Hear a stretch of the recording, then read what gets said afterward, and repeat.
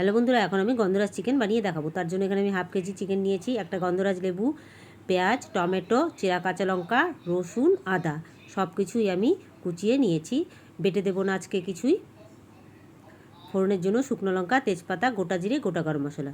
প্রথমেই কড়াইতে সরষের তেল গরম করে সেদ্ধ করা আলু ভেজে নিচ্ছি। আলু ভাজা হয়ে গেছে, তুলে নিয়েছি।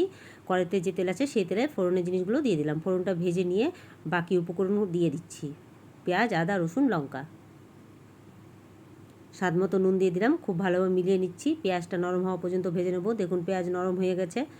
আন্দাজ মতো হলুদ গুঁড়ো, জিরে গুঁড়ো, ধনে গুঁড়ো, ঝাল লাল লঙ্কা গুঁড়ো, গোলমরিচ গুঁড়ো খুব ভালোভাবে মিলিয়ে নিয়ে এখন চিকেনটা দিয়ে দিচ্ছি।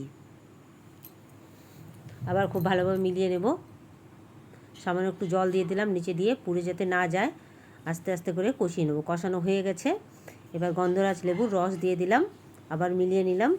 এবার ভাজা আলুগুলো দিয়ে দিচ্ছি, মিলিয়ে নিচ্ছি।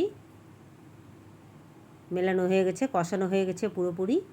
সব শেষে গন্ধরাজ লেবুর পাতা দিয়ে দিলাম, গ্যাসটা অফ করে দিলাম, ভালোভাবে মিলিয়ে নিয়ে ঢেকে দিচ্ছি। ঢেকে দিলাম, দেখুন 10 মিনিট পর গরম গরম পরিবেশন করে দিলাম ভাত আর গন্ধরাজ চিকেন।